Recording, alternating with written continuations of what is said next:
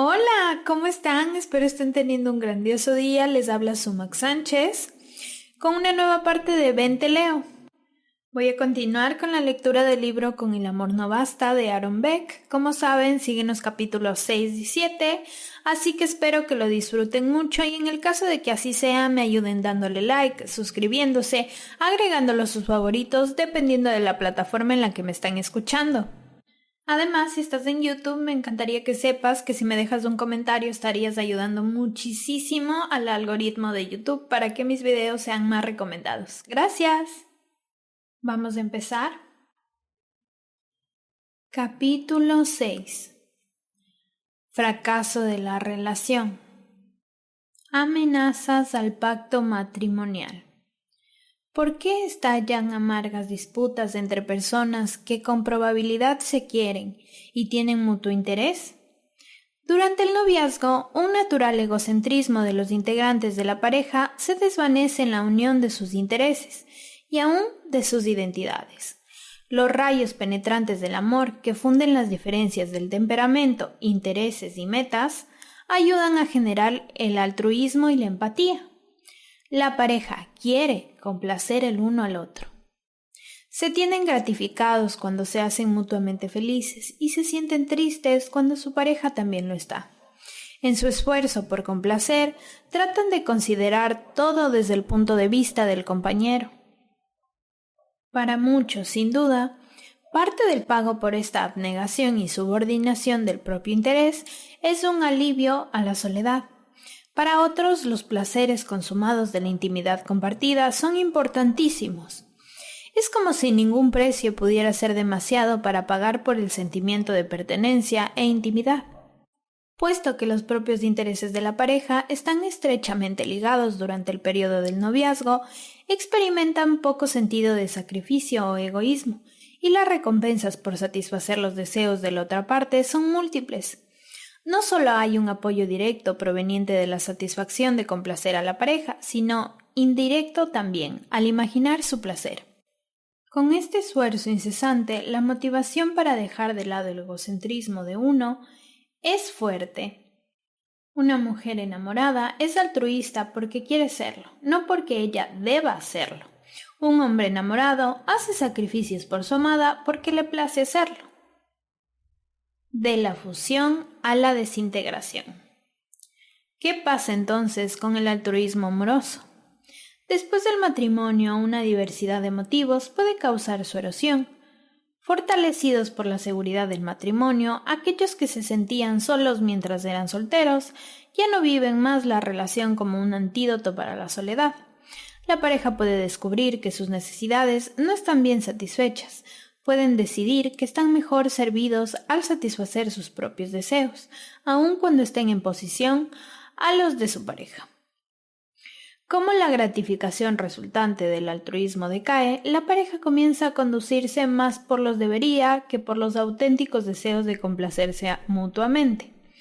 Una vez que la pareja se siente constreñida a dar prioridad a los deseos del uno y del otro, los compromisos o concesiones necesarios en toda relación estrecha les parecen pesados.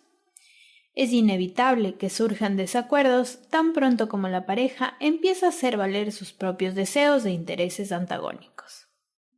Cada cónyuge puede considerar los deseos del otro como señales de que resurge el egocentrismo. Los cónyuges podrán entonces considerar uno al otro, pero no a sí mismos como egoístas, tercos o mezquinos. Por supuesto, esta sucesión de hechos no ocurre en todos los matrimonios. En realidad, muchas parejas descubren que, con el transcurso del tiempo, su egocentrismo se reduce y en cambio se desarrolla la reciprocidad, la participación y el interés por la otra persona. Pero las parejas desavenidas que traté demostraron en forma persistente un cambio progresivo del altruismo al egocentrismo. Un aspecto crucial de este tema en los matrimonios es una genuina diferencia en el modo en que los cónyuges perciben las mismas circunstancias. Cualquiera que sea el tema, la perspectiva se filtra a través de sus propios lentes, conduciendo con frecuencia a puntos de vista dramáticamente opuestos, ya que las personas tienden a considerar sus propias opiniones como expresión de la realidad. Les parecerá irreal una interpretación diferente. Una esposa con una perspectiva divergente puede parecerle al marido terca o arbitraria. Cuando las que difieren son las opiniones del marido, su esposa lo percibirá como estúpido o pueril.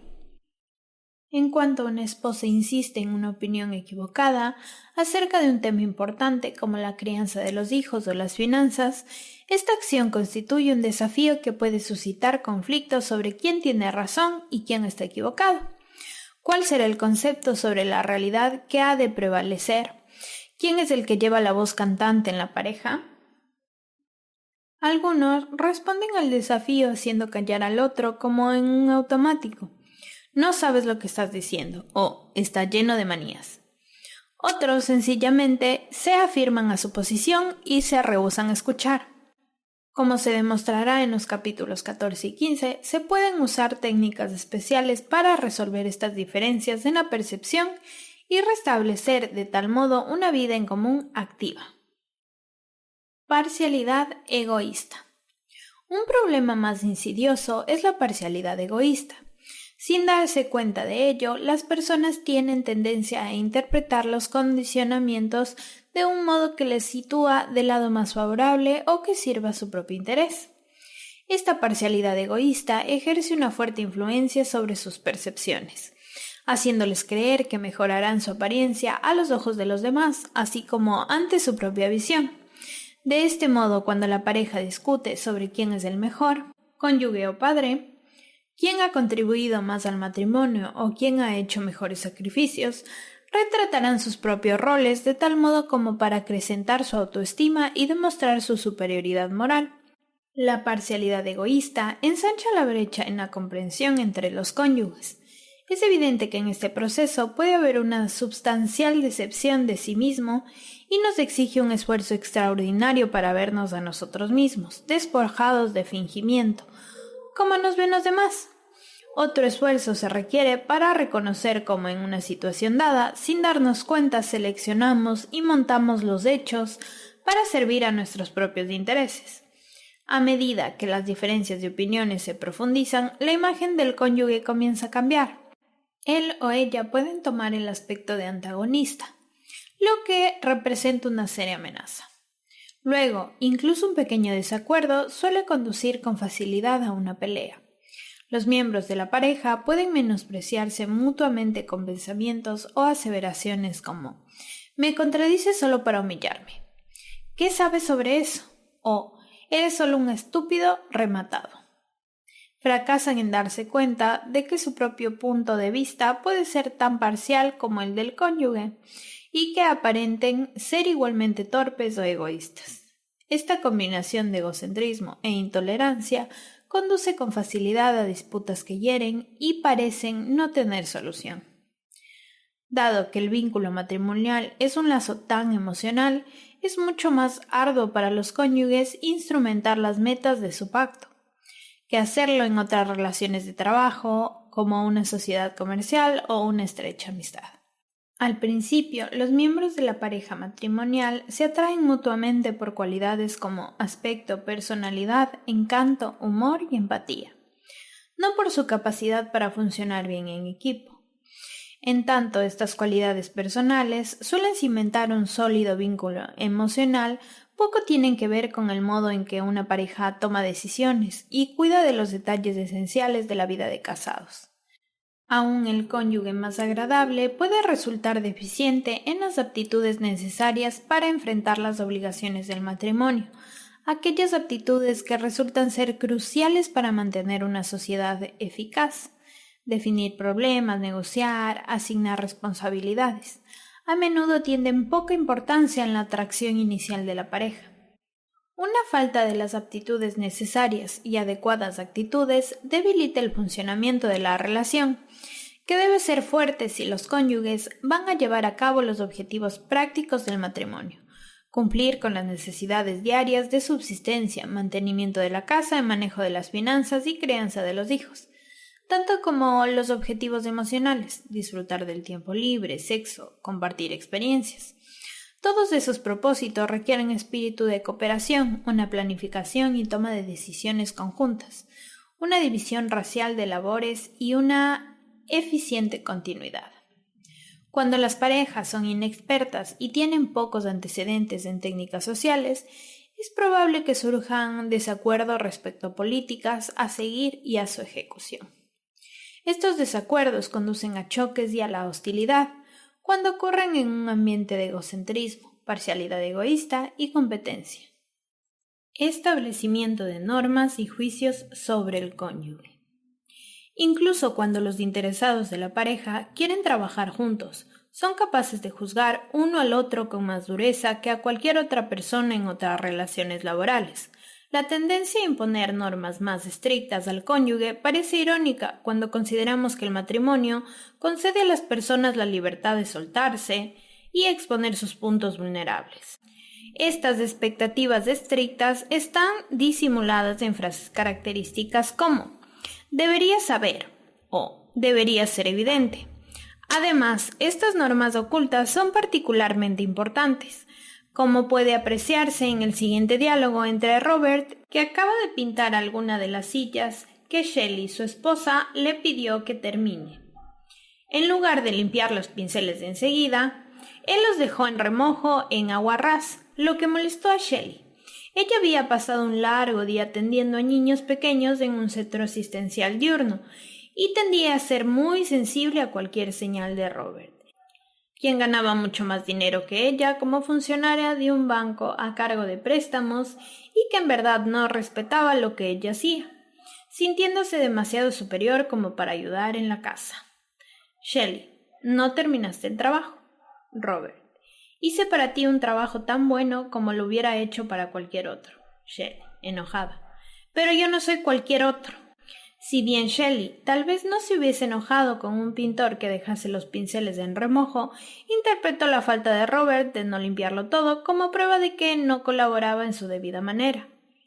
No era la acción específica, sino su significado simbólico lo que molestó a Shelley. A raíz de los significados simbólicos que se atribuyen a faltas comunes como ser impuntual, un cónyuge puede darle gran significación a la falta de puntualidad de los demás. Puede haberle ocurrido algo a ella, o, si a él en verdad le importaran mis sentimientos, hubiera sido puntual. Temores o dudas como estas, por lo común se ocultan tras reacciones exageradas ante acontecimientos menores. El impacto de los significados simbólicos podría ser sobreentendido si examinamos las disposiciones no verbalizadas del pacto matrimonial no escrito. En él, como en muchos otros pactos implícitos en el trabajo o en organizaciones, existe un acuerdo tácito acerca de la índole de los objetivos y de los métodos para lograrlos, por ejemplo, formulación de políticas y asignación de tareas. Fuera de tener reglas vagamente definidas y disposiciones para llevar a cabo mandatos, el pacto matrimonial también contiene un conjunto de promesas y expectativas acerca del carácter de la relación, amor, atención, dedicación, lealtad, etc.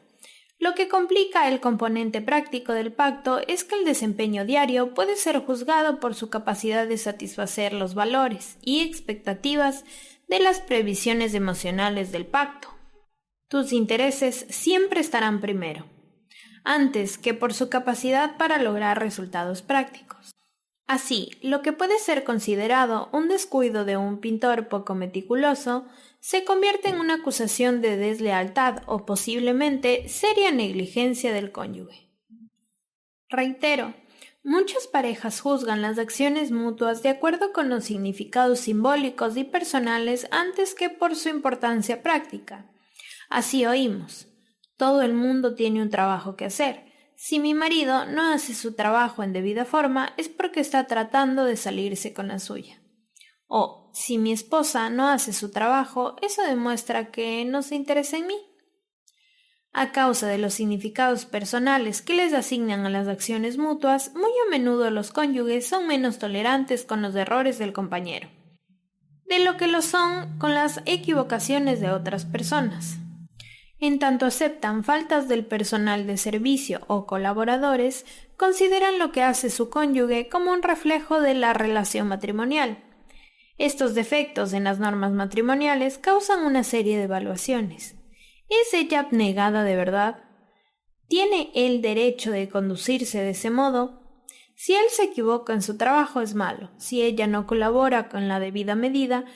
Por ejemplo, si un marido sorprende a su mujer pasando por alto detalles importantes, siente indignación moral. Si una esposa sospecha que su marido alude sus deberes, siente una justa cólera.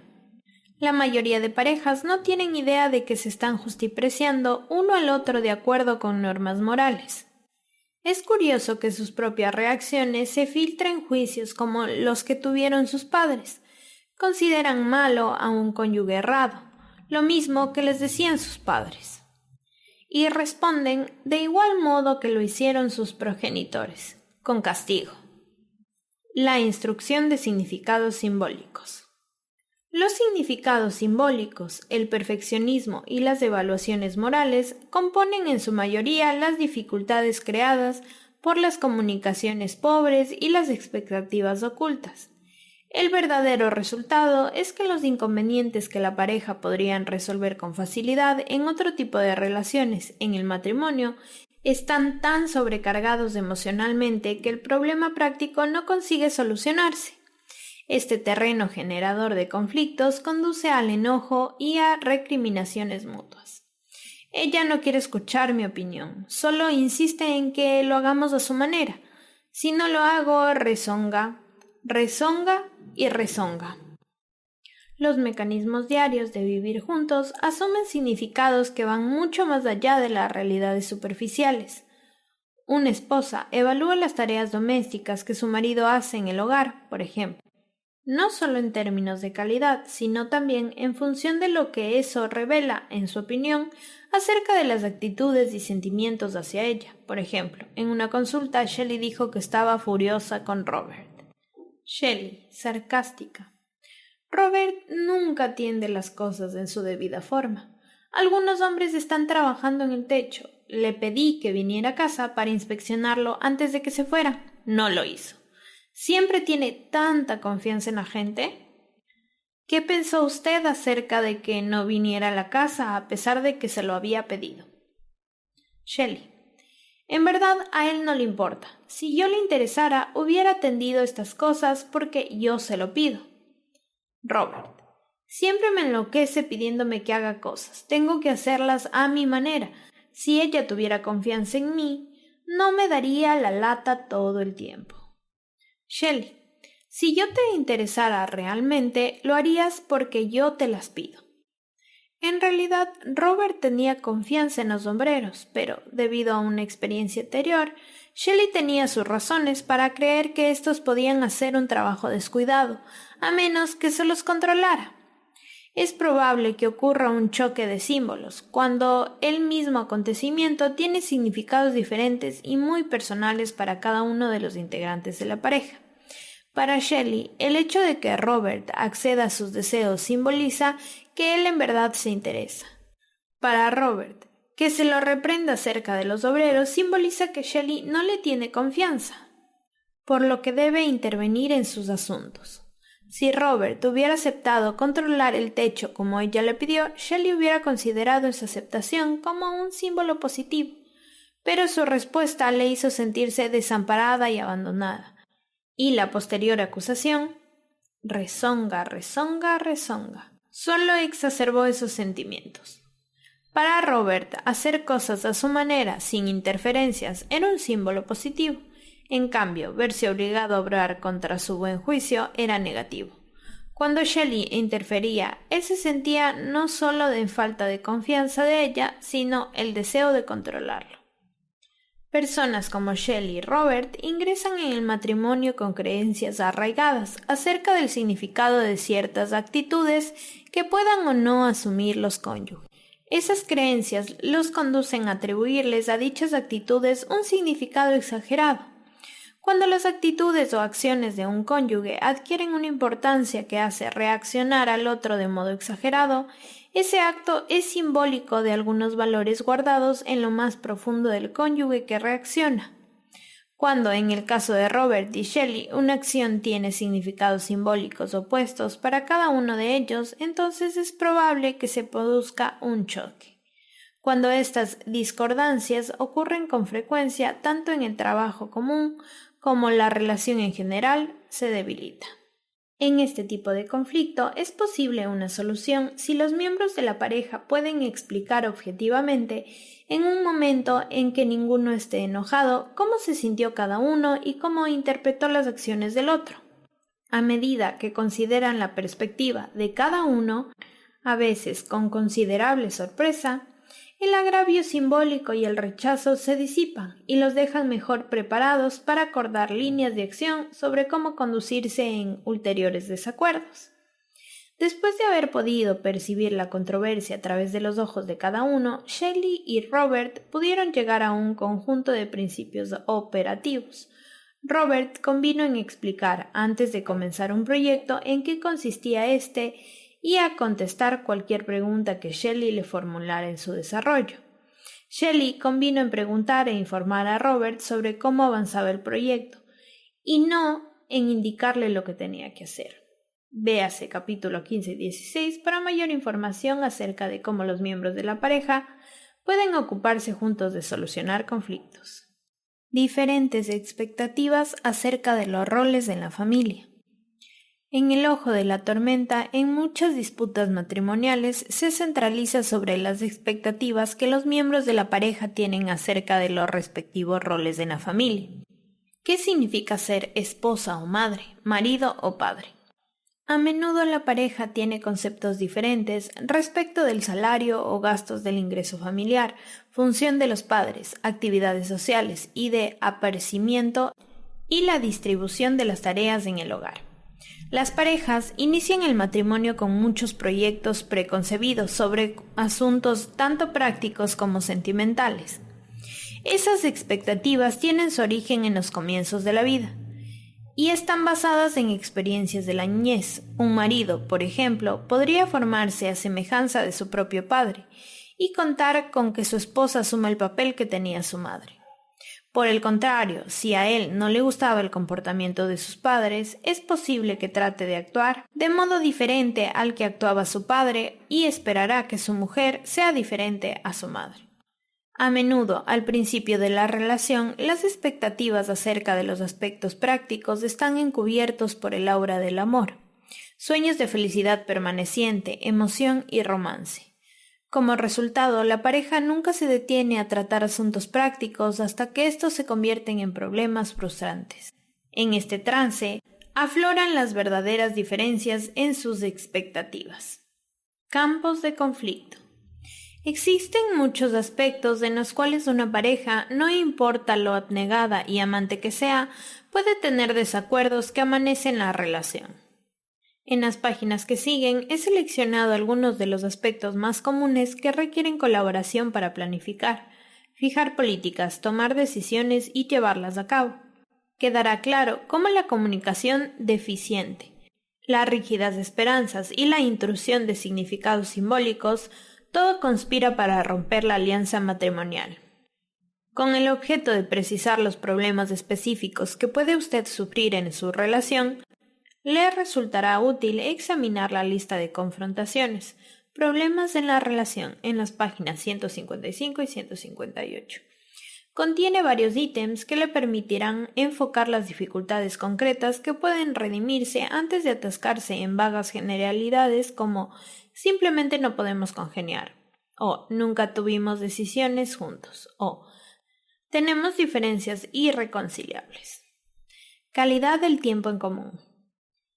Aunque las parejas a menudo se quejan de que no pasan suficiente tiempo juntas, muchas veces comprobé que los problemas residen más en cómo pasan ese tiempo. Si bien las discusiones acaloradas pueden ser perjudiciales en la relación, lo que es más destructivo es que no pongan atención en complacerse el uno al otro en las comidas, fiestas o en el hecho. Harriet y Len forman una pareja que nunca tuvo una discusión franca con respecto a qué esperaba cada uno del matrimonio. De esta manera, no podían ponerse de acuerdo sobre asuntos importantes como el tiempo que pasaban juntos, el sexo o los acontecimientos sociales. Cuando se suscitaban conflictos, ambos reaccionaban poniendo todas sus expectativas al servicio de sus ocupaciones profesionales.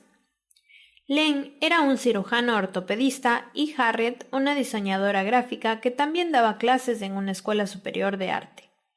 En los primeros años del matrimonio, cuando estaban criando a su hija, parecían tener más cosas en común, pero después que ella inició sus estudios universitarios, la relación comenzó a ir a la deriva.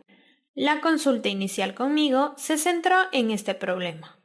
Len: Harriet nunca toma en cuenta mis sentimientos. Da sus clases de arte por la tarde y nunca tiene la cena lista a la hora de venida. Cuando hace planes sociales, nunca invita a mis amigos. Solo invita a sus amistades, quienes, dicho sea de paso, son muy aburridas. Además, nunca quiere sexo. Len tenía un cierto molde en el cual quería encuadrar a Harriet. Específicamente, él había prefijado que ella debería servirle la cena a la hora de venida, proporcionarle una vida social entretenida, estar dispuesta para el sexo todas las veces que él quisiera. Ahora escuchemos la otra parte. Harriet: Len siempre quiere que las cosas se hagan a su manera. Él sabe que la clase es muy importante para mí, de modo que podría esperar hasta que yo regrese a casa o invitarme a comer afuera los días que doy clase. Es muy rutinario con respecto a la relación sexual. Piensa que con solo chasquear los dedos ya debería estar dispuesta. Durante la cena anuncia: esta noche tendremos sexo. Y se enfrasca nuevamente en el periódico. A mí me gustaría un poco de romance, velas, música, ese tipo de cosas. Yo he invitado gente a casa, pero él es un criticón. Está molesto porque son mis amigos, pero él no tiene amigos, de modo que dejé de invitar gente. Harriet creía que su marido debía comunicarse con ella en vez de enterrar su cabeza en el Wall Street Journal todo el tiempo, alentarla e interesarse en sus clases, pensar en sus necesidades sociales, por ejemplo, llevarla a cenar la noche en que tenía clases. Aunque Harriet y Len estaban considerando una separación, no habían pensado con exactitud cuáles eran sus disgustos. Nunca expresaban con claridad sus esperanzas. Su presunta incompatibilidad matrimonial era en realidad una combinación de deseos malintencionados y una falta de continuidad en los que estos se manifiestan mediante quejas. Sus dificultades podrían haberse mitigado, por ejemplo, si Harriet hubiera podido controlar a Len en su costumbre de leer el periódico durante el desayuno en lugar de dialogar con ella. Además, si ella le hubiera hecho saber que prefiere un enfoque más romántico para hacer el amor, es posible que él la hubiera complacido. Y Len podría haber ayudado si fuera más explícito con respecto a sus deseos acerca de la vida social, en lugar de limitarse a criticar. Sus problemas eran tan antiguos que requerían consejo profesional para solucionarlos. Con un poco de mi ayuda, todavía era posible que ellos pudieran considerar los problemas de cada uno desde las perspectivas del otro. Len convino en leer el periódico en el trabajo, en lugar de hacerlo durante las comidas, y ser más romántico. También se pusieron de acuerdo para cenar juntos en casa o en un restaurante. Colaboraron en preparar una lista de personas a quienes ambos querían agasajar. Aun cuando estos cambios no lograron una relación perfecta, la hizo más satisfactoria. División del trabajo. Muchos matrimonios se ven atascados en conflictos acerca de quién debe atender cuáles obligaciones de la familia. Como los roles tradicionales se han vuelto confusos, hay menos precedentes para llegar a determinar los aspectos específicos de responsabilidad para cada cónyuge. Por tradición, el rol definido del marido era proveer el sustento de la familia, en tanto que la mujer atendía los quehaceres domésticos y el cuidado de los hijos. Cuando tanto el marido como la esposa trabajaban, ésta por lo general tenía doble trabajo, su empleo más la tarea del hogar. La actual tendencia a compartir tanto los quehaceres domésticos como el sustento aportó mucho para forjar lazos más estrechos, pero también abrió nuevas posibilidades para los conflictos en campos en los cuales los roles son confusos.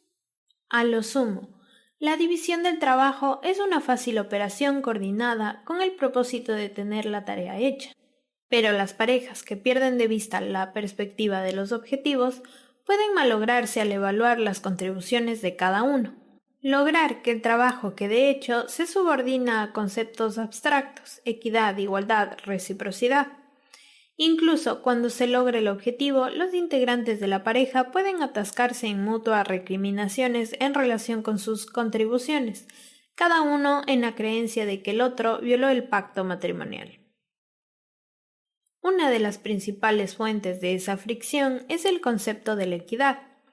Los cónyuges en un matrimonio en conflicto suelen, por ejemplo, declarar que hacen más de lo que les corresponde.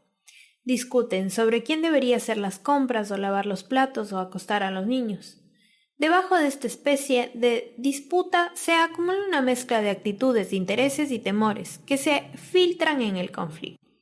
Marion, por ejemplo, había sufrido en silencio durante muchos años lo que ella percibía como dominación de David.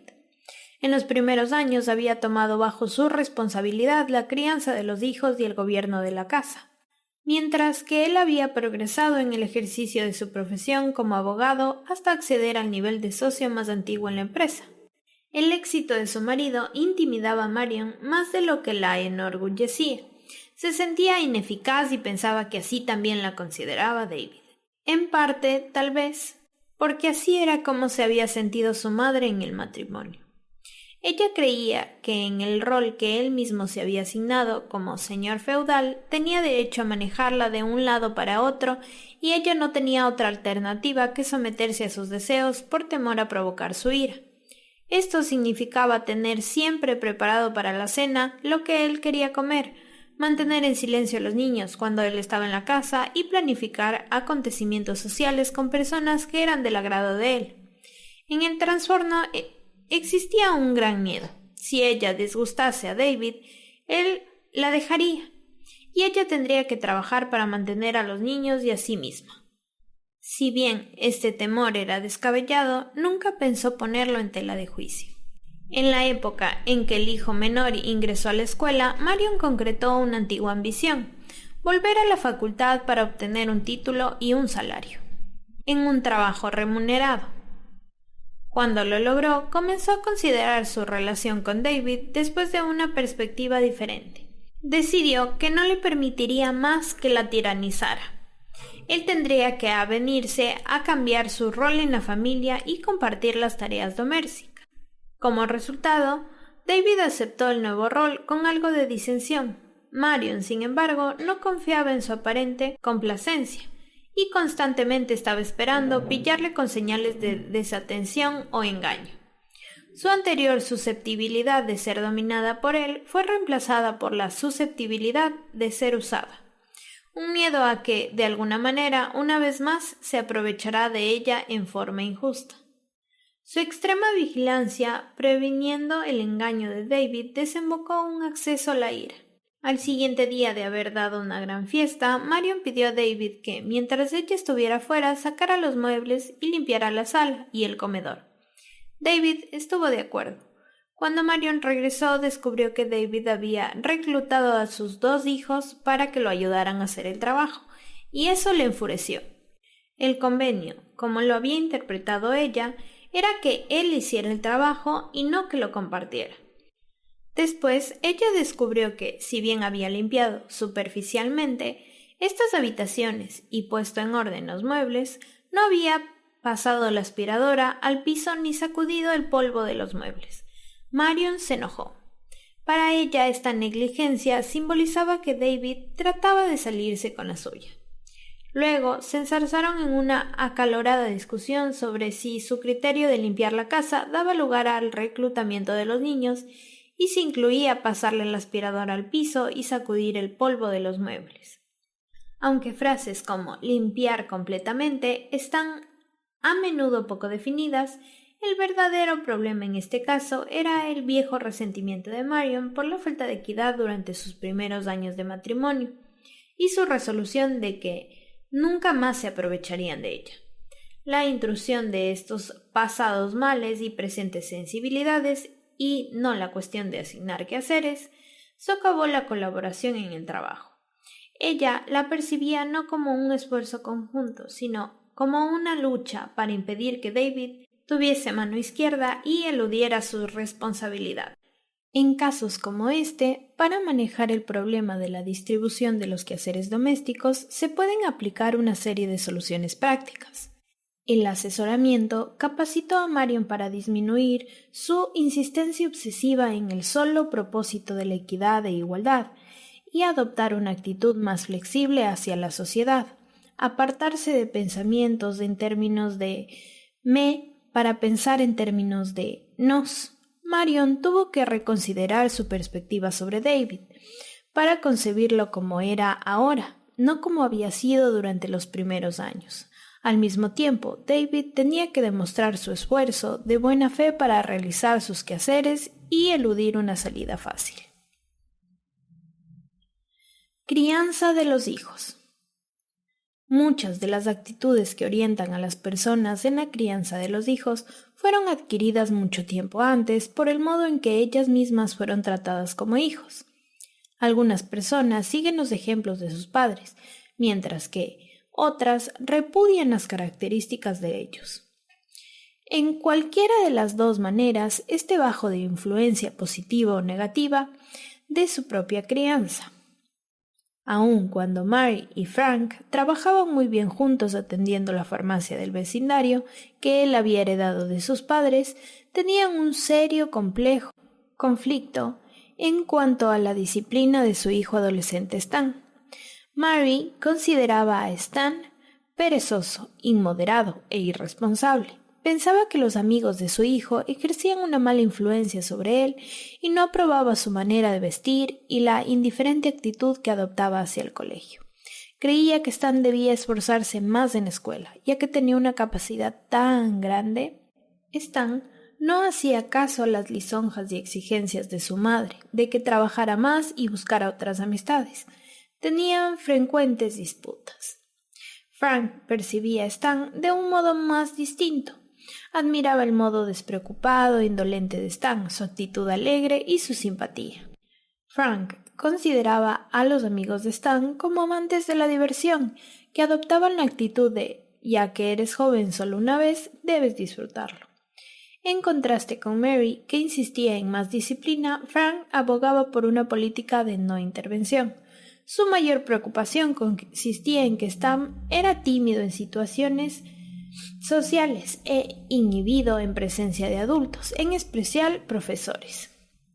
Los padres de Stan no solo no estaban de acuerdo con los métodos de imponer la disciplina, sino que percibían de modo diferente lo que él hacía.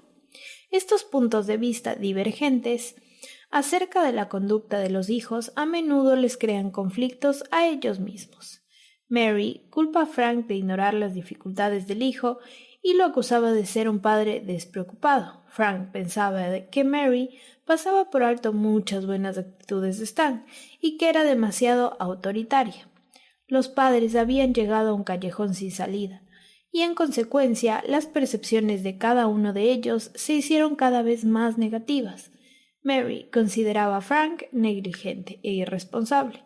Frank veía a Mary como una mujer ogro.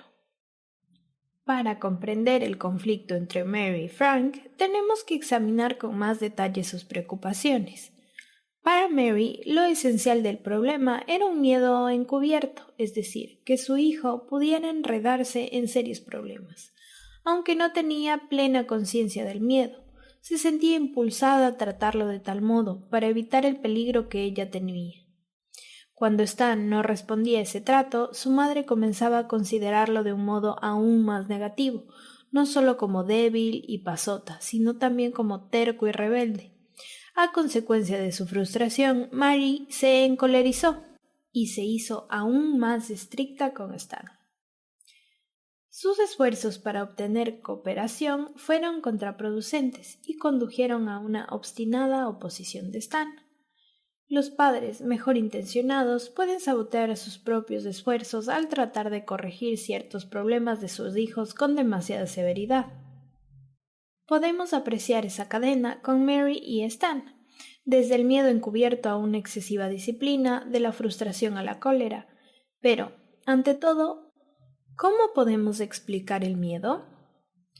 Para entender las reacciones de Mary necesitamos escudriñar en su propia historia. Los padres de Mary eran flemáticos y le permitieron desatender sus estudios. No le fue demasiado bien en el nivel secundario como para seguir sus estudios universitarios. Mary a menudo pensaba que, si sus padres la hubieran presionado algo más, le habría ido mejor en el colegio. Sin embargo, el hecho más significativo era que su hermano menor había tenido una serie de contratiempos con la ley durante su adolescencia. Primero, al ser multado por infracciones de tránsito y luego al ser arrestado por la posesión de una gran cantidad de marihuana. Ella culpaba a sus padres por los inconvenientes de su hermano y los atribuía a la indiferencia en su educación. Aunque finalmente el hermano de Mary se rehabilitó, cada vez que la visitaba resurgía el recuerdo de este secreto de familia. En esas ocasiones temía que Stan pudiera caer en el mismo esquema y renovaba su resolución de apretarle los tornillos. Frank provenía de una familia con una formación diferente. Sus padres ejercieron sobre él una disciplina rigurosa y él creía que su severa educación había fomentado sus inhibiciones y ansiedad en presentar a la autoridad. Frank resolvió a temprana edad que si tenía un hijo lo trataría diferente. Deseaba que fuera libre y desinhibido, y decidió que esto se lograría mejor dándole tanta libertad como fuera posible. La mayor preocupación de Frank era que la opresión ejercida por Mary podría formar al hijo en el mismo molde que él lo habían formado. Podemos apreciar en ambos padres una procesión que va desde el miedo, que se origina en las experiencias de niñez, hasta las medidas adoptadas para reducirlo, y por último, a las de la ira producida por la frustración. Los puntos de vista sobre Stan por parte de los padres están influidos por temores personales, los de Mary de que el hijo fuera débil y rebelde, los de Frank de que fuera débil e inhibido. Las teorías sobre la crianza de los hijos autoritarias versus laissez-faire se originaron en sus temores. Sus conflictivas opiniones sobre el hijo enfadaron a cada uno y los condujeron a considerarse mutuamente de un modo negativo, lo que además intensificó el mismo conflicto respecto a Stan. Un factor común en la angustia de los padres es la duda encubierta. Una madre, por ejemplo, duda de que sea una buena madre. Su duda acerca de sí misma la conduce a la idea de que es un fracaso como madre.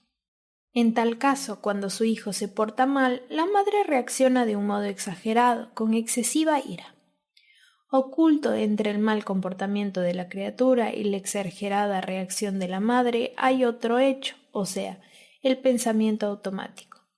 Su mal comportamiento es mi culpa, le he fallado. Estas dudas sobre sí misma le impulsan a demostrarse que es una buena madre. Impone normas a la criatura para promover la buena imagen y evitar la mala.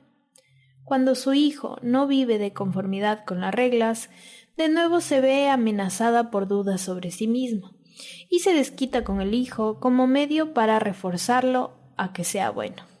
Si en ese momento su esposo la increpa por ser demasiado dura, de nuevo aflorará el temor de ser una mala madre, que puede intentar disipar atacando a su marido. Puesto que el mutuo antagonismo como frecuencia surge por el temor a malcriar o descuidar al hijo, hacerle un daño irreparable o tener dudas sobre la capacidad de uno mismo como progenitor, es importante para los padres afligidos buscar, tras la ira, la presencia de esos temores o dudas.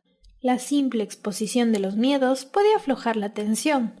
Además, una discusión sobre el tema con el cónyuge puede ayudar a evaluar si existe alguna base para ello.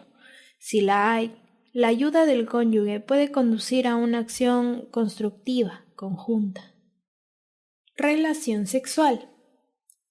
Aunque algunas veces se hace alarde de la unión sexual como la cima de la sociedad conyugal, a menudo se deshace en un mar de lágrimas o se requiebra en un exceso de ira.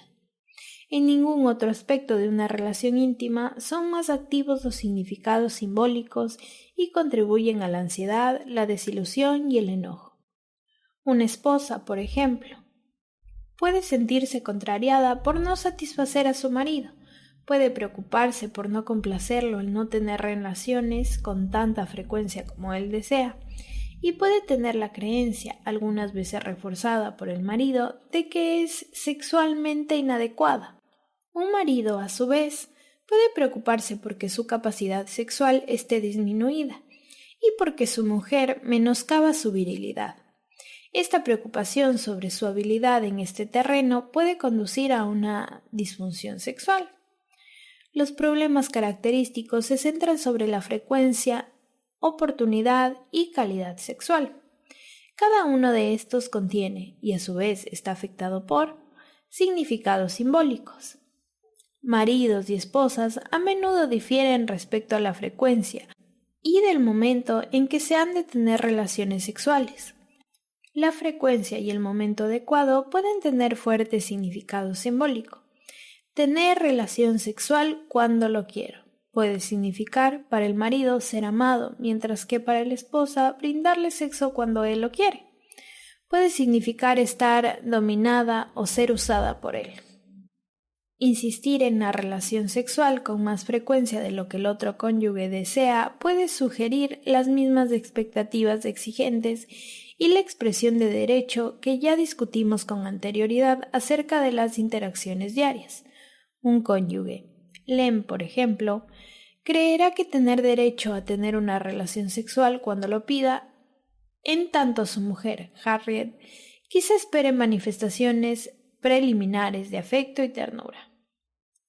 A menudo el sexo implica orgullo.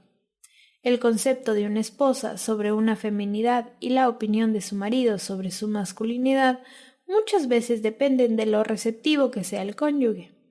Una esposa casi siempre se sentía abrumada cada vez que su marido rechazaba sus insinuaciones. Siempre se había sentido orgullosa de ser sexualmente atractiva para los hombres, y la aparente indiferencia de su esposo era considerada como un agravio. Un marido se sentía exasperado por la falta de entusiasmo de su mujer por el sexo, y la insensibilidad demostrada por ella durante el acto sexual. Para él, ese comportamiento le sugería que no era un hombre.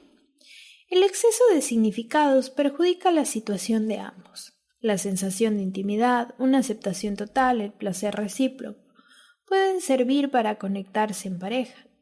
La disminución del sentimiento amoroso, de la intimidad y de la aceptación pueden debilitar la pasión. Si el deseo sexual y, por consiguiente, la actividad sexual decae, el mensaje simbólico se interpretará como una pérdida de intimidad y de amor. Esto establece un círculo vicioso. Una pérdida de sentimientos recíprocos conduce a una disminución de la atracción sexual y de la satisfacción. El capítulo 18 trata del problema sobre qué hacer respecto a las desavenencias sexuales. Por ahora, sin embargo, los cónyuges pueden comenzar a pensar acerca de los exagerados epítetos que aplican, tales como obsesivo sexual, frígida, desconsiderado, indiferente. Cuando la frecuencia, el tiempo o la calidad del sexo resulta decepcionante, cuando las cosas se calmen, pueden evaluar la validez de esos epítetos y de pensamiento como: ella usa el sexo como un arma, o eso es lo único que le interesa. Problemas de presupuesto. El presupuesto de la familia es un aspecto en el cual, a raíz del interés común que representa la estabilidad financiera, se esperaría la cooperación de la pareja. Uno puede imaginar que confeccionar el presupuesto podría ayudar a unir la pareja, dada la necesidad de trabajar juntos, mancomunar los recursos para las necesidades básicas de la vida y gozar de los frutos de los trabajos. Pero aquí también lo que puede unir a una pareja en una tarea conjunta a menudo sirve para separarla. Cuando observamos la forma en que las parejas gastan su dinero, demasiado a menudo percibimos cómo ponen de manifiesto su derecho, la preocupación por la equidad, el control y la competencia, y otros tipos de significados simbólicos que subvierten la actividad conjunta. ¿Cuántas parejas han pasado tediosas horas preparando un presupuesto detallado solo para descubrir que uno de los cónyuges gastó todo en una parranda? Se comprende que el otro cónyuge reaccione consternado e indignado. Este hecho común desintegrador sucede cuando un cónyuge, por lo general el principal productor de ingresos, trata de controlar al otro por medio del razonamiento de la asignación, y el otro cónyuge se rebela contra el control gastando en exceso. Otro tipo de problema surge cuando ninguno de los cónyuges tiene capacidad para los negocios. Administrar las finanzas de la familia es como manejar un pequeño negocio, y los socios necesitan trabajar juntos para hacer proyectos con su ingreso disponible. Necesitan clasificar los gastos para los artículos de primera necesidad y convenir que extras se pueden dedicar a agasajo, recreación, vacaciones, así como para ahorros. Por desgracia, el gasto extra entra en un juego de toma y daca que socava el presupuesto. Harriet se anota en una serie de clases carísimas sobre arte. Entonces Ken se desquita encargando un cajón de scotch añejo de 10 años. Los cónyuges deben admitir cómo utilizan los presupuestos y el dinero para limitarse mutuamente, desafiarse y castigarse uno al otro. Resolver los significados tras estas luchas de poder económico, crimen y castigo. Entra la aplicación de una serie de técnicas que se considerarán en capítulos posteriores. Problemas con parientes políticos. El total interés emocional de un cónyuge en su familia de origen puede causar tiranés en la relación matrimonial, y el otro cónyuge puede ofenderse por la atención que se presta a los padres o hermanos del otro miembro de la pareja. Este problema era motivo de exacerbación para una pareja que me consultó, porque la familia del esposo vivía a solo unos pocos kilómetros, en tanto que los padres de la mujer pasaban casi todo el año en su propiedad de Florida. Helen describió la situación del siguiente modo. Él parecía creer que el mundo giraba alrededor de su familia. Insistía en ir a casa de sus padres todos los domingos. Nunca me preguntaba si yo quería ir. Daba por sentado que yo iría. Una vez allí me ignoraba por completo, como si yo fuera una pieza del mobiliario. Si yo decía algo, me atravesaba con una mirada fija y penetrante, como si no estuviera allí. Si decía que no quería ir, se ponía furioso. Al escuchar los relatos de Helen y de su marido Herbert, me pregunté si estaban refiriéndose a las mismas circunstancias.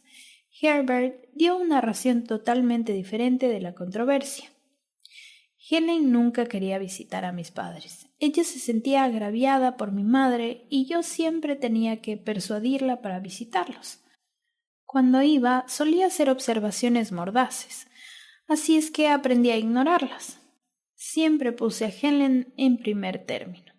Solo quería ver a mis padres de cuando en cuando. Cada cónyuge adolecía de una situación unidireccional. Ninguno de los dos consideraba la situación de la perspectiva del otro. En función de la toma de decisiones, Herbert se equivocaba al tomar la resolución unilateral de visitar a sus padres.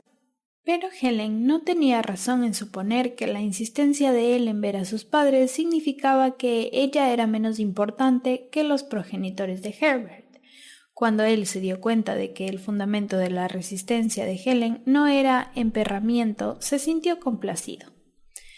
Por supuesto, los mismos padres pueden causar y causan problemas con sus hijos casados. A ellos también puede tocarles ser víctimas del mismo sentimiento de injusticia, de generalización y de pensamiento simbólico, tal como les ocurre a sus hijos casados. Por ejemplo, a la madre de Cal le gustaba visitar a Gail y a él periódicamente, pero por lo común solía llegar cuando ambos estaban en el trabajo. Para la madre de Cal era de gran importancia simbólica que uno de ellos estuviera en la casa para abrirle la puerta y acogerla. Desde un punto de vista práctico, sin embargo, hubiera sido fácil para ella entrar sola en la casa, pero dado el significado simbólico, interpretaba que eso era señal de que nadie se preocupa por mí. Queja que hacía sentir a Cal y a Gal una mezcla de culpa y enojo. Así vemos el poder oculto de los símbolos. Cuando alguien saca precipitadamente una conclusión personalizada, generalizada en exceso, es una señal de que se violó una expectativa simbólica de profundo valor. El problema con la madre de Cal, por supuesto, producía un choque entre este y Gail, quien debería ir a casa para dejar entrar a la madre de Cal. Él insistía en que debía ser Gail, ya que su horario era más flexible que el suyo. Gail opinaba que debía ser Cal, porque se trataba de su madre. Desde sus personales puntos de referencia, ambos tenían razón. Sin embargo, como pareja, no hubiera sido constructivo tomar posiciones basándose solo en sus propios puntos de vista. Para actuar como equipo, ambos tenían que incorporar la opinión del otro dentro de su propia perspectiva. Por consiguiente, la decisión final puede resultar de una perspectiva conjunta, en la cual ellos consideran las ventajas de una acción en particular, ya que afecta más al equipo que a la individual. Como verdadera agente de bienes raíces que era Gail, podría encontrar fácilmente tiempo para llegar a la casa por unos minutos, en tanto que en el trabajo de Gail, como químico en un gran laboratorio de productos medicinales, le dejaba muy poco tiempo libre. Ya era más fácil para Gail ausentarse del trabajo. Una posición en este caso sería que ella fuera a la casa. A veces le hubiera venido bien a Cal ser el incomodado. El sacrificio y la inconveniencia resultantes son con mucho preferibles al trasfondo y daño que se causa en la relación cuando la pareja deja que problemas como estos se conviertan en una fuente de fricción. La siguiente lista de confrontaciones detalla algunos de los aspectos en los cuales es importante la coordinación entre los cónyuges. Si tiene problemas en alguna de ellas, la lista le ayudará a ser más específico para determinar puntos de fricción y debilidades. De esta manera, podrá transformar las quejas generales en problemas específicos, solubles. También puede usar la lista de confrontaciones como una tarjeta de puntuación para documentar las mejoras en su relación. Abro un pequeño espacio aquí para decirte que si te está gustando me encantaría que le des un like y dejes un comentario. También que si me estás escuchando desde YouTube, este es un buen momento para que mires la pantalla, ya que voy a dejar aquí la plantilla de la lista. Y si me estás escuchando de cualquier otro medio, puedes ingresar a mi Instagram y buscarme como Sumac Sánchez. En mis historias destacadas seguramente van a estar estas plantillas. Problemas en la relación. En la columna de la izquierda, califique los siguientes puntos de acuerdo con su frecuencia. 0 es no ocurre, 1 es raramente, 2 es algunas veces, 3 es con frecuencia y 4 es siempre. En la columna izquierda, controle si considera este punto un problema. Toma de decisiones. ¿Cuándo tenemos que discutir un problema o tomar una decisión? La premisa es 1. No estamos de acuerdo. Aquí puedes poner que tanto no ocurre o si sí ocurre, raramente, algunas veces, con frecuencia, siempre, con la puntuación que te dije. Al frente pon si esto es un problema, sí o no. Mi pareja se enoja. 0 no ocurre, 1 raramente, 2 algunas veces, 3 con frecuencia, 4 siempre. Al frente, ¿esto es un problema, sí o no? Premisa 3. Yo me enojo.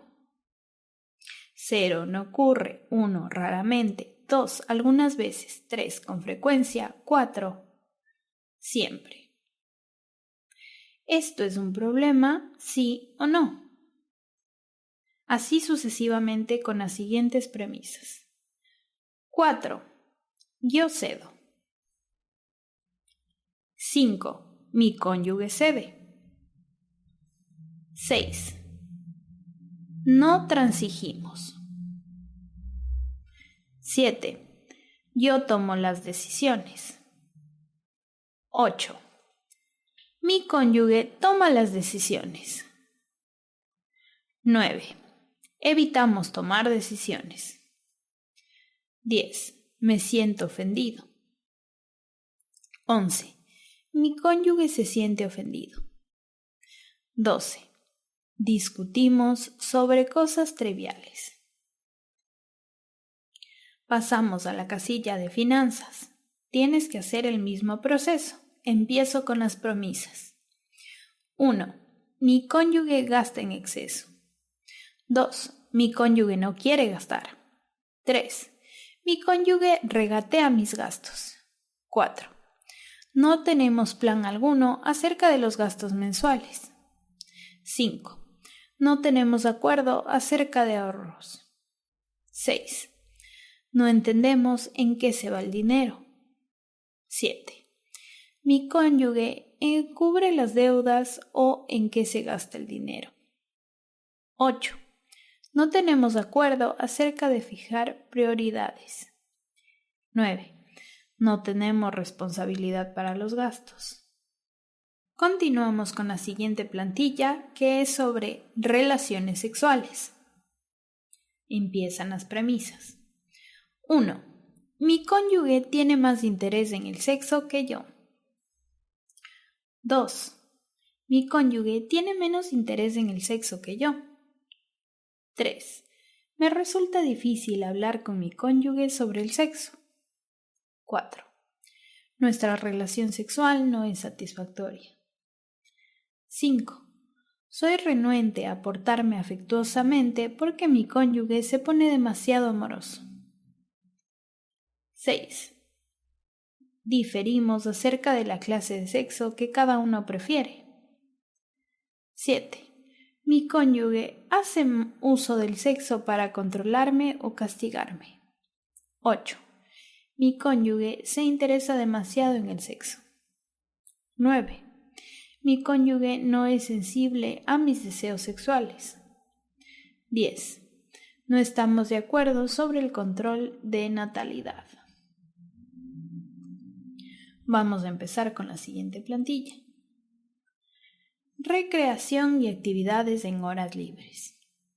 Empezamos con las premisas. 1. No pasamos tanto tiempo libre juntos como quisiéramos. 2. Mi pareja emplea demasiado tiempo en su propia actividad de horas libres. 3. No tiene tiempo o energía para actividades en horas libres. 4. Mi pareja no puede disfrutar conmigo de la diversión. 5. Me siento forzado a hacer cosas que preferiría no hacer. 6. No nos gustan las mismas actividades. 7. Mi pareja no tiene suficientes hobbies o intereses recreativos. 8. No hay equilibrio entre el tiempo recreativo que pasamos juntos o separados. 9. Mi pareja no tiene equilibrio entre trabajo y recreación. 10. Tenemos diferentes ideas acerca de lo que constituye diversión. Listo, hemos terminado el capítulo 6. Enseguida vamos a empezar con el 7. Capítulo 7. Pensamientos no expresados. El ojo de la tormenta. Una esposa se enojó con su marido cuando éste llegó más pronto que de costumbre a casa. Al saludarla con entusiasmo, ella lo miró fija y penetrante. Un esposo se disgustó con su mujer cuando ésta le dijo que había devuelto los libros a la biblioteca que él había retirado y que tenían la fecha vencida. Una mujer se enfureció con su marido cuando éste se jactó ante sus amigos de lo buena cocinera que era ella. En cada caso, una acción positiva de un cónyuge provocó enojo en el otro. ¿Por qué? Las personas disgustadas se sorprendieron de sus propias reacciones. Sus parejas, confundidas, habían esperado una muestra de aprecio, no un ataque. Puesto que los cónyuges enojados recibían terapia cognitiva, sabían cómo conducirse para interpretar los significados simbólicos de los hechos. Con un cuidadoso examen, cada uno pudo recordar ciertos pensamientos provocados por la buena intención de los demás. Estos pensamientos eran tan fugaces que, sin práctica, los cónyuges enfadados no los hubieran podido captar. La mujer, cuyo esposo regresó temprano a la casa, pensó: ¿por qué ha venido tan temprano a casa? ¿Trata de controlarme? El marido, cuya esposa devolvió los libros en la biblioteca, pensó: ella trata de ponerme en evidencia. Quiere demostrarme que se ocupa de las cosas mejor que yo. La mujer, cuyo marido le elogió sus conocimientos culinarios, pensó: ¿por qué tiene que jactarse de cómo cocino? Nuestros amigos han de pensar que busca cumplidos para mí. Semejantes reacciones confusas se aclaran en cuanto comenzamos a detectar esos pensamientos fugaces. Una vez que podemos sintonizar nuestros pensamientos automáticos, nuestro monólogo interno, entendemos mejor cómo reaccionamos y por qué reaccionamos de modo exagerado. A primera vista parece que lo que hacen los otros nos conduce a tener reacciones de enojo, ansiedad, tristeza y similares. Decimos, o al menos pensamos, cosas como me enojas o me pones nervioso. Pero estas declaraciones no son estrictamente exactas. Son verdades solo en el sentido de que no experimentamos la emoción específica. Enojo, ansiedad, tristeza. Si la otra persona no hubiera obrado de esa manera. Pero las acciones de las personas solo representan hechos que interpretamos. Nuestra reacción es la consecuencia de nuestra interpretación, más que del acto en sí mismo. Si no interpretamos primero lo que sucede, nuestras reacciones serían caóticas. Según las circunstancias, por ejemplo, un puño levantado puede representar una amenaza, un llamado a la solidaridad o un ademán de éxito. La manera en que desciframos este acto le otorga el significado apropiado o impropio. Sin embargo, a causa de las imperfecciones que surgen en los prejuicios, la inadecuada atención, la fatiga y similares, con demasiada facilidad interpretamos mal los móviles de otras personas y reaccionamos así de manera impropia o incluso de modo destructivo. Esas malas interpretaciones son en particular comunes en relaciones estrechas, pero quizá comprendamos nuestras malas interpretaciones a medida que ocurren, al enfocar nuestros pensamientos automáticos. Una vez preparados para identificar estos pensamientos, podemos estudiarlos y corregirlos si no son realistas. Dado que la clasificación automática se verifica demasiado rápido, una esposa, por ejemplo, puede tener conciencia solo de un sentimiento de defensa infligido por el marido y quizá de una imagen fugaz y vaga de él. La crítica subsiguiente tal vez refleje menos la ofensa real, tanto como su reacción frente a ella, su deseo de atacar, que su razón para atacar. Para descubrir el verdadero significado de la ofensa, ella deberá señalar con precisión su interpretación automática. Para comprender por qué se está enojando, por lo común es solo necesario captar el pensamiento automático, que con frecuencia lo dice todo y revela qué significación en verdad tiene para uno el suceso. Por ejemplo, el denominador común en los pensamientos automáticos mencionados en la página 159 es la sensación del cónyuge de estar equivocado de alguna manera. El ama de casa se sintió acosada por el aparente control de su marido. En el incidente de la biblioteca, el marido se sintió agraviado porque su mujer quiso ponerlo en evidencia. La esposa enojada pensó que los elogios de su marido implicaban una desvalorización de todas sus otras aptitudes, excepto su habilidad culinaria. A lo largo de la terapia descubrimos en ocasiones que el pensamiento automático más evidente no lo dice todo. Todavía hay otro significado oculto que inicia el pensamiento indignando más evidente. y este significado sutil por lo común implica una amenaza que suscita un sentimiento doloroso como ansiedad u ofensa. Esos significados ocultos son los descritos con anterioridad como miedos ocultos. El pensamiento encubierto y el sentimiento asociado, la ofensa o ansiedad son rápidamente alcanzados por pensamientos hostiles más evidentes, que enmascaran la ofensa original. En los ejemplos que anteceden, el pensamiento indignado de un cónyuge trata de controlarme, desplazó un pensamiento anterior que producía ansiedad. Me criticará porque la casa está en desorden. Rotulé este pensamiento no expresado como pensamiento amenaza. Y hay un oculto detrás de cada pensamiento fugaz indignado, generador de odio. A menos que las personas se preparen, es probable que no comprendan este pensamiento que provee la verdadera clave del enojo. El primer sentimiento amenaza de la esposa fue: comprobará que todavía no hice las tareas domésticas y me criticará.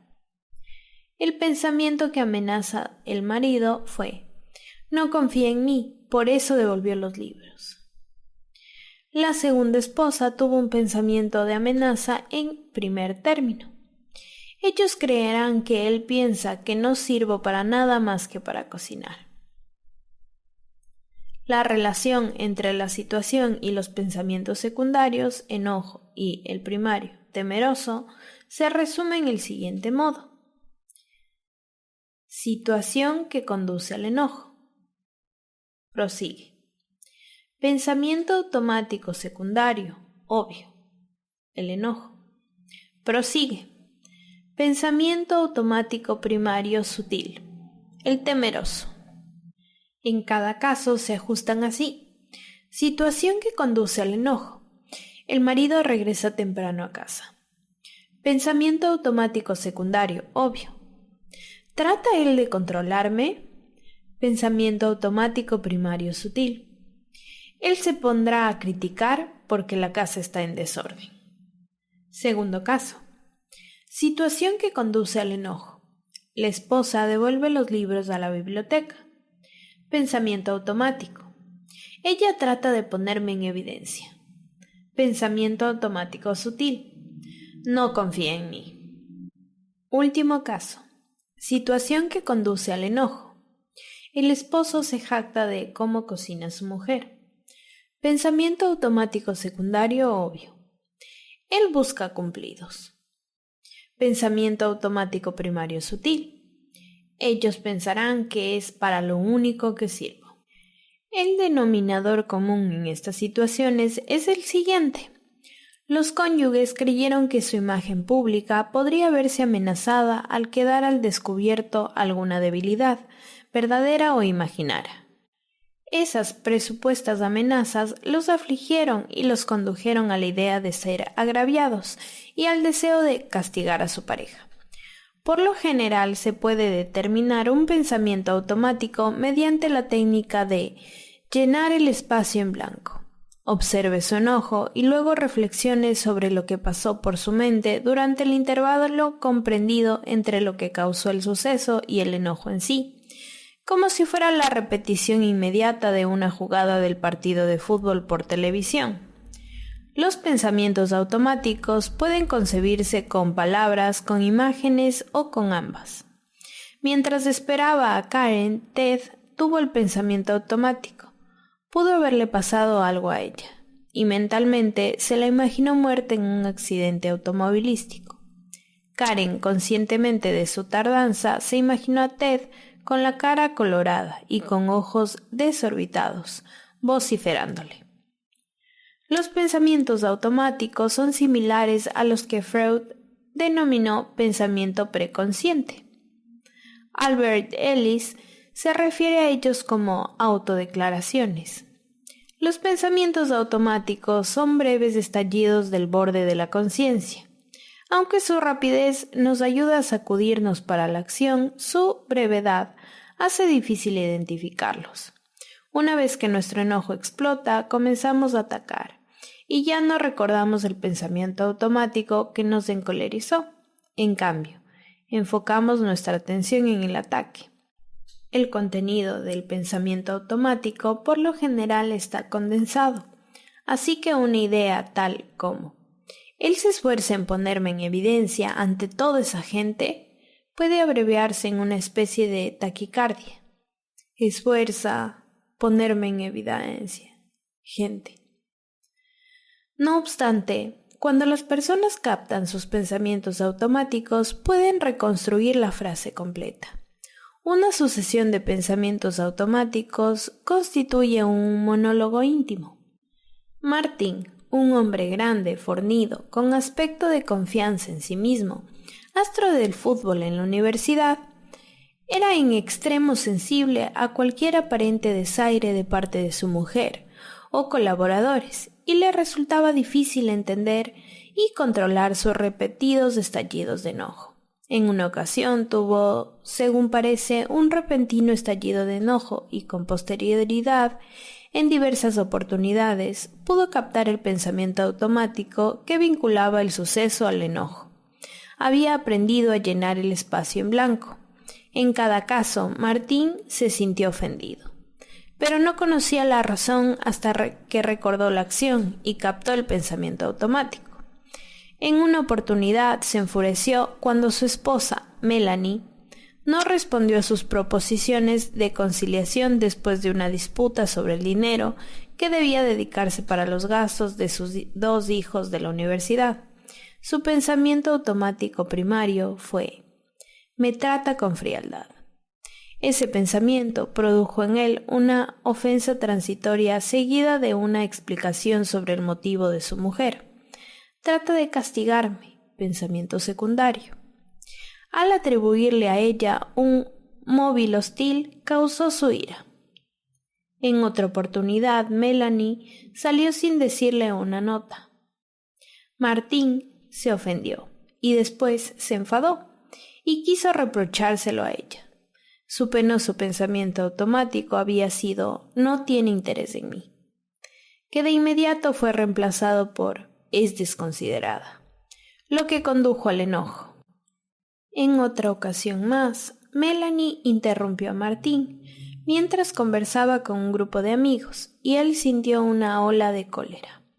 Su doloroso pensamiento automático primario fue: ella no cree que yo tenga nada que aportar. Su pensamiento automático secundario fue: ella siempre trata de hacerme callar, tiene necesidad de humillarme. En cada caso, una secuencia de pensamientos intervino entre las acciones de su mujer y su arrebato emocional de cólera. Pero una vez que Martín identificó los pensamientos automáticos, primario y secundario, comprendió la verdadera fuente de su enojo. Eso es especialmente importante en los malentendidos conyugales, porque un pensamiento automático puede corregirse si es inapropiado o erróneo. Y una vez corregido, el enojo que causó por lo general desaparece. Por supuesto, dado que estos pensamientos ocurren con tanta rapidez, es posible que uno no sepa captarlos, a menos que estemos preparados, y una vez que se sabe identificar los pensamientos automáticos, estos al principio pueden parecer muy plausibles. Solo después que uno comienza a considerar la prueba, puede decirse si son exagerados, prejuiciosos y equivocados o razonables y realistas. Con frecuencia, las personas suponen al comienzo que sus pensamientos fugaces son válidos y, por lo tanto, no se inclinan a criticarlos, pero con posterioridad, después de que su enojo decae y tienen una pequeña perspectiva al reflexionar, reconocen que sus pensamientos automáticos eran erróneos. Por fortuna, Martín decidió confrontar sus pensamientos automáticos con Melanie. Lo que dedujo fue sensato. Descubrió que la razón que ella tuvo para no responder a su sugerencia de reconciliación, el trato con frialdad supuestamente, fue porque estaba demasiado alterada para hablar sin echarse a llorar. Averiguó que su segunda ofensa, olvidarse de dejar una nota, era inevitable. Llegaba con retraso a una entrevista y tuvo que salir deprisa. Supo que Melanie lo interrumpió para cambiar el tema, no para incomunicarlo. Él, sin saberlo, tocaba un tema delicado que trastornaba a uno de sus amigos en el grupo. Cada vez, ayudado por esa información adicional, Martín podía comprender que su enojo no era justificado, sino que se basaba en un malentendido. Sin embargo, no se habría dado cuenta de ello si primero no hubiera reconocido sus pensamientos automáticos. Incluso si Martín hubiera entendido que su enfado era inadecuado a la situación, realmente se habría disculpado sin conocer la verdadera causa, sus propios sentimientos y pensamientos fugaces. Aún sería susceptible de sentimientos de enojo inadecuados, como en el futuro se suscitarán situaciones similares. En cualquier interacción entre cónyuges, cada uno tendrá pensamientos automáticos que influyan sobre lo que dicen y sobre cómo lo dicen. Aunque no es expresamente abierto, los pensamientos automáticos afectan el tono de voz, la expresión facial y los gestos. Consideren el siguiente diálogo y el monólogo interno que lo acompaña. Pensamiento automático. Martín. Ella es demasiado complaciente con los niños. Me ponen nervioso. Dice, querida, ¿no te parece que los niños podrían calmarse? No verbal. Tono de voz tajante. Melanie. Pensamiento automático. Ahí está otra vez todo el tiempo quejándose, encolerizada. Dice, los niños se divierten, de cualquier modo. Pronto se acostarán. No verbal. Músculos faciales tensos. Martín. Pensamiento automático. Me lleva a la contraria en todo. Mejor me ocupo yo. Colérico. Dice, ¿los acuesto ahora? No verbal. En voz alta. Puños apretados. Melanie. Pensamiento automático. Está descontrolándose. Podría hacerles daño a los niños. Mejor cedo. Se siente derrotada. Dice, no, yo los acostaré ahora mismo. No verbal. Distensión total. En este caso, ambos padres mantuvieron una conversación cortés, pero sus pensamientos indicaban la verdadera desaveniencia. Melanie descifró correctamente las señales de que Martín estaba furioso y decidió apaciguarlo al final. Las señales no verbales, postura, expresiones faciales, tono de voz, reflejan sus pensamientos automáticos, con más exactitud que sus palabras.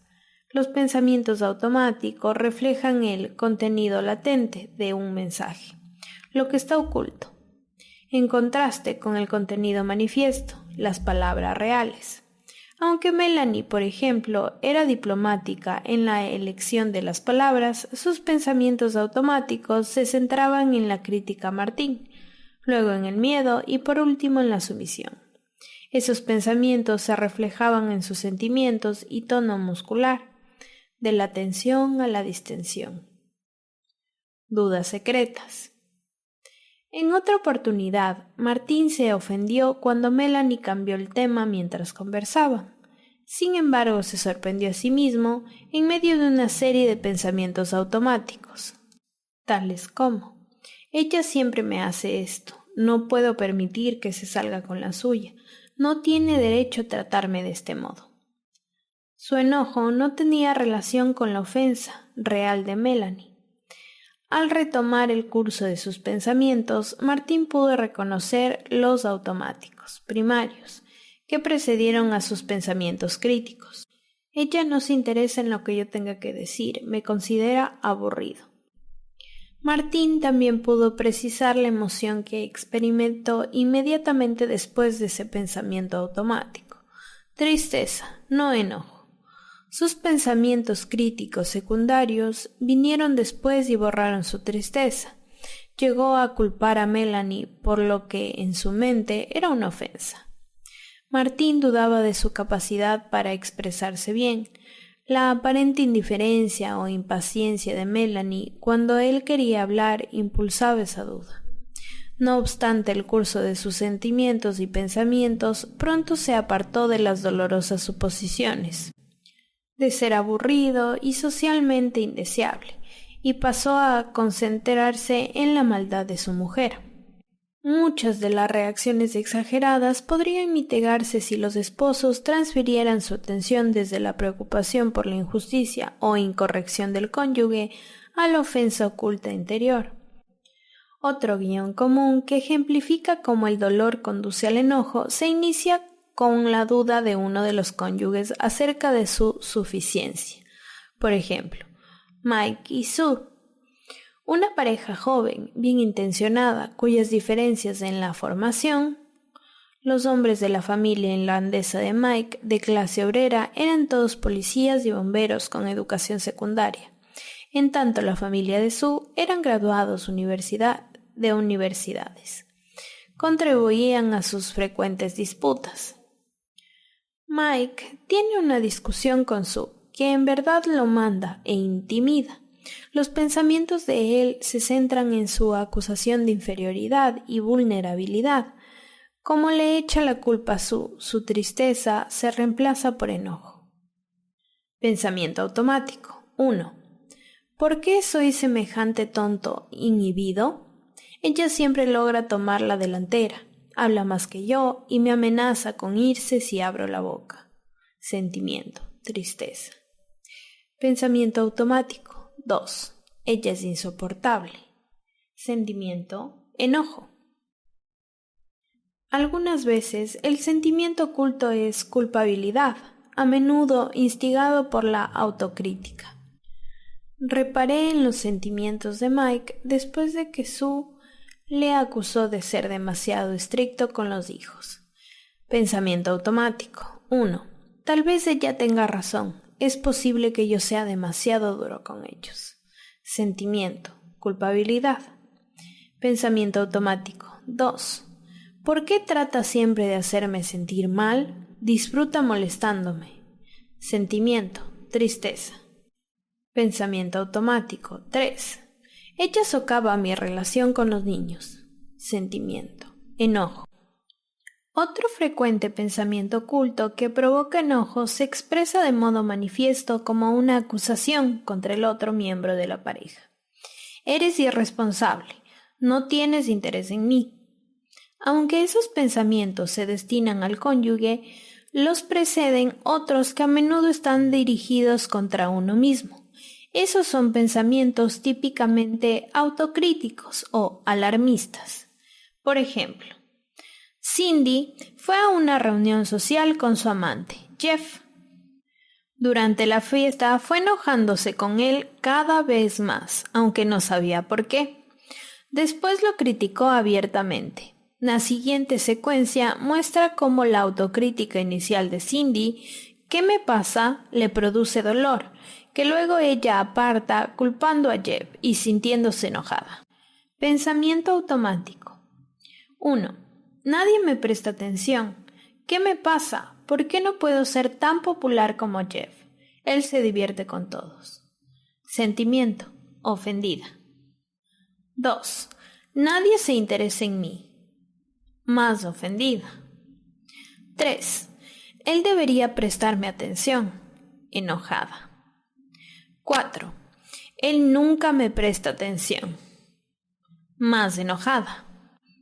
Cindy apenas advirtió los pensamientos automáticos iniciales, se sintió ofendida por unos momentos y luego enojada por largo tiempo. Sus pensamientos coléricos y hostiles hacia Jeff eran tan pronunciados que perdió de vista su ofensa inicial. Una posterior disculpa con Jeff no logró apaciguar su enojo o terminar con las acusaciones dirigidas a él, porque se tocó la fuente de su dolor oculto primario. Nadie se interesa en mí. Con práctica, encontrará que se hace más fácil llenar el vacío en blanco e identificar esos pensamientos ocultos si está alerta. También podrá precisar los pensamientos perjudiciales que preceden a los críticos. En el capítulo 13 se tratan de un modo más completo técnicas para descubrir pensamientos automáticos. Además, le indicaré cómo puede corregir esos pensamientos y, de ese modo, reducir o eliminar los sentimientos perjudiciales y de enojo. Origen de las dudas acerca de sí mismo y del cónyuge. Algunas de las dudas que experimentan las personas provienen de reglas, los debería y no debería, que oyeron formular a sus padres y de recuerdos de cómo sus propios padres se comportaron en su relación.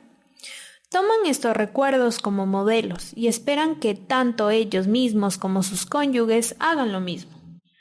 Si los cónyuges carecen de modelos paternos, entonces se sienten abandonados, tristes y enojados. Si ellos mismos dejan de vivir con conformidad con pautas paternas, es posible que se llene de dudas sobre sí mismo y de culpa. Ese era el caso de una pareja que se había casado siendo ambos muy jóvenes y tenían problemas para desprenderse de los modelos dados a conocer por sus propios padres. Por ejemplo, Wendy incorporó la pauta materna. El papel de una esposa es cuidar de su marido. Ese molde tradicional determinó sus relaciones hacia su esposo Hal. Cuando ella dejó de vivir en conformidad con la regla, se sintió ineficiente y comenzó a criticarse mucho a sí misma. Pero los padres de Hal tenían actitudes diferentes. El padre había acentuado tanto el perfeccionismo que en Hal se había desarrollado la creencia: nunca puedo hacer nada bien. Y la madre de Hal tenía una actitud despectiva hacia los hombres que solo reforzaba la inseguridad de él. Los hombres no pueden hacer nada, son débiles e inútiles. Para Hal, cuando las cosas iban mal, esas reglas generaban serias dudas sobre sí mismo.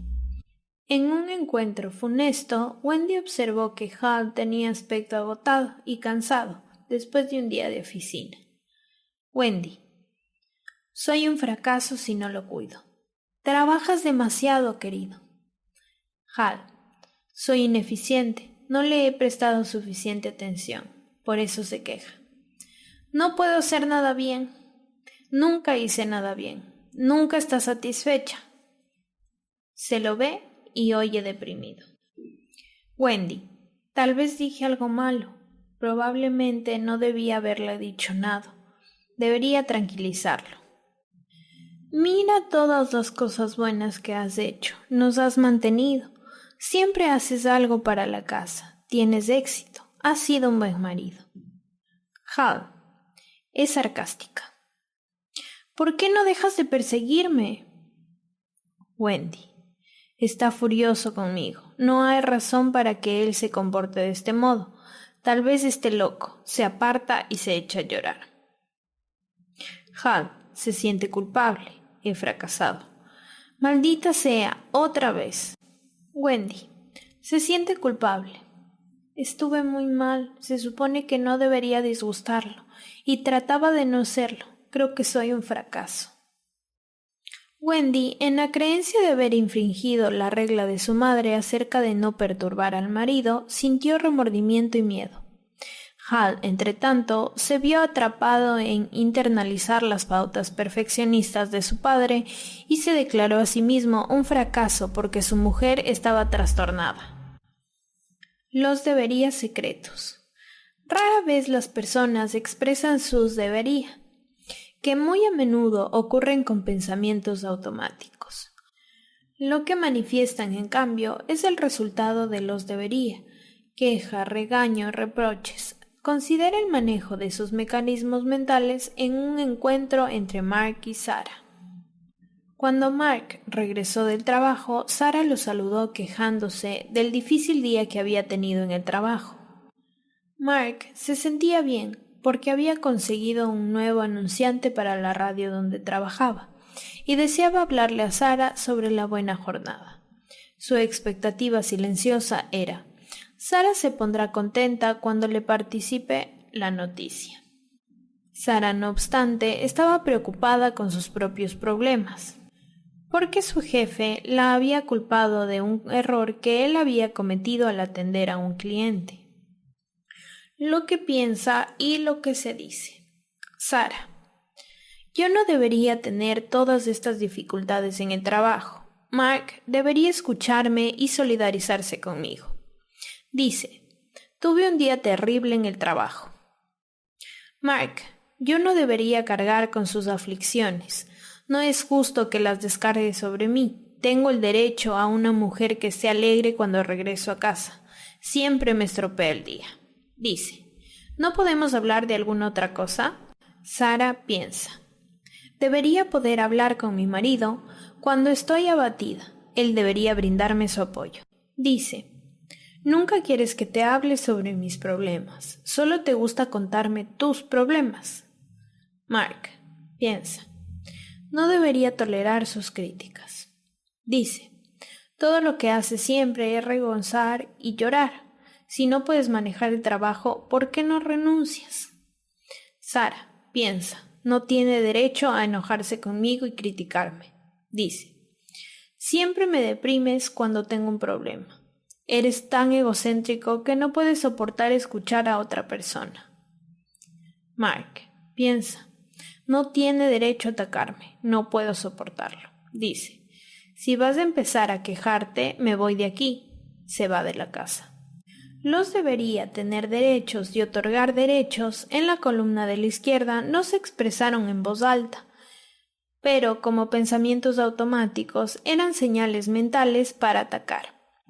El ataque comenzó con la instantánea aparición de una imagen negativa del cónyuge, la que entonces impulsó a Sara y a Mark a decir lo que cada uno merecía como la causa del problema, es decir, las acciones de los demás. Los cónyuges ofendidos están enojados con la imagen mental del otro, pero atacan a la persona real.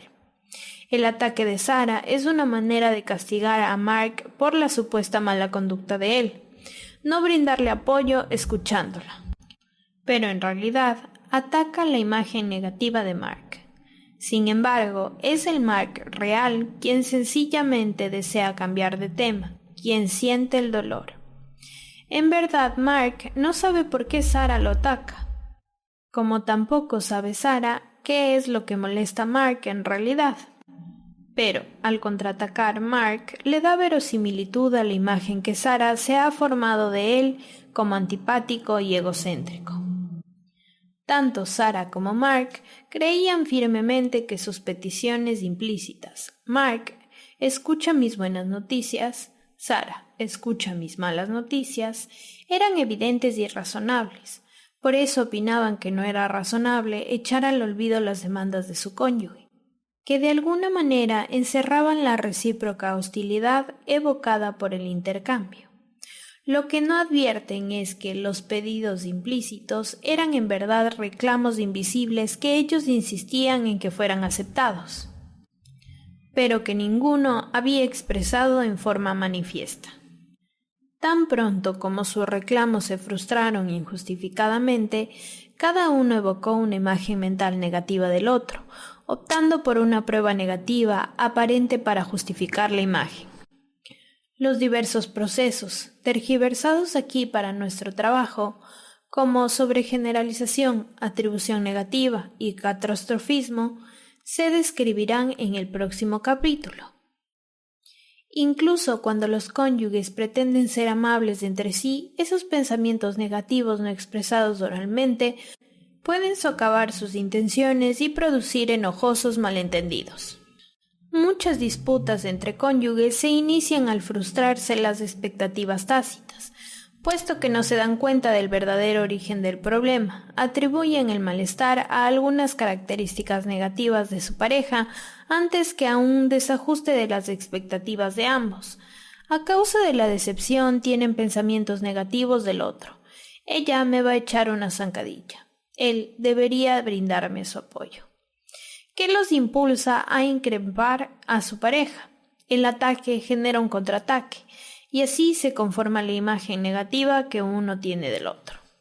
Si Mark y Sara solo hubieran retrocedido para reconocer que estaban faltos de sincronización, por lo menos habrían evitado otra confrontación destructiva y se hubieran ofrecido la clase de apoyo que solían brindarse en el pasado.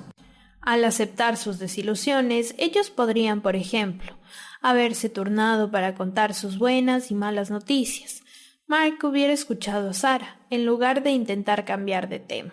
Sara hubiera refrenado su deseo de reprenderlo, y Mark había controlado su deseo de contraatacar.